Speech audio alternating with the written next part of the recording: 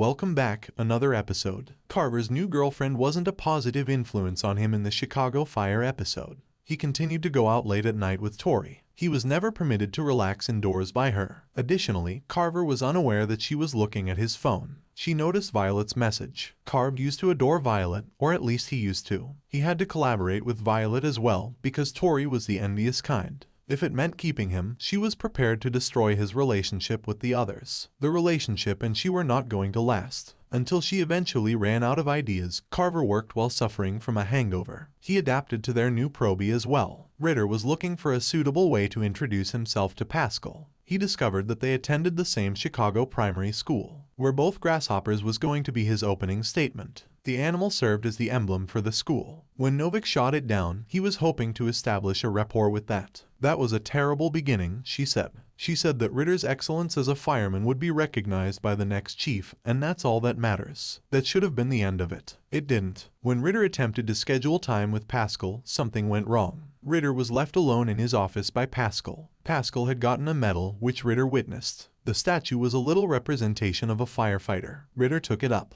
He dropped it when Novik startled him. It cracked. The head detached. She planned to stop there, but Novik was able to replace the trophy's head. It was Ritter who was going crazy. He didn't want the head to fall off once Pascal picked it up. He wanted to replace it or fix it properly. He was going crazy, and he desired to compensate in some way. Violet's birthday fell on the same day. They just returned from an awful phone call. They required a cause for celebration. Everyone in the home was called to an automobile accident. She learned that the transportation firm had been summoned to multiple accidents. If it continued to happen to them, they believed the corporation was to blame. They discovered that the company was already under investigation when they attempted to bring in OFI to conduct an investigation. In honor of Violet's birthday, they decided to forget. Everyone was invited by Violet. Pascal was also invited by Novik. Carver arrived, but Pascal never did. Carver excused himself from a date with Tori by claiming he had to put in extra hours. Instead, he attended Violet's birthday party. Tori learned about it. She checked up on him using the pretext of dropping off food. She went to Molly to make a scene after learning he wasn't working.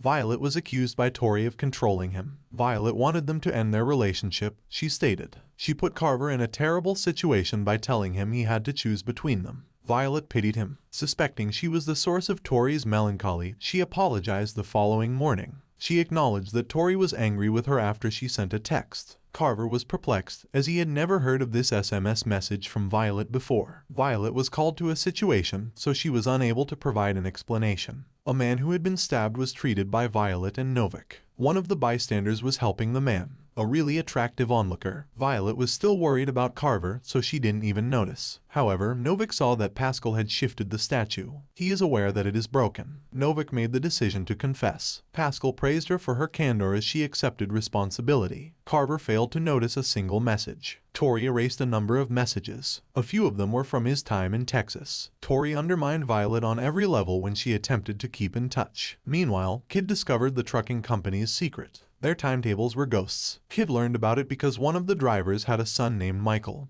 who is a teenager. Michael's mother was often traveling. He was staying with his father, she believed. Indeed, his father and his new girlfriend had relocated out of state. Neither Michael nor the fact that he was alone mattered to him. To keep Michael out of trouble, Kid pulled in a few favors with the cops. Additionally, Michael's mother made the decision to disclose the illegal driving they were being forced to undertake by the firm. That bystander also gave Violet a response. He was adorable. After exchanging phone numbers and preparing to begin a conversation, Carver made the foolish decision to forgive Tori. By making budgetary savings, Kylie also assisted Herman in purchasing new radios. His Robin was her. He was Batman. Together, they took on the system. For more videos, subscribe.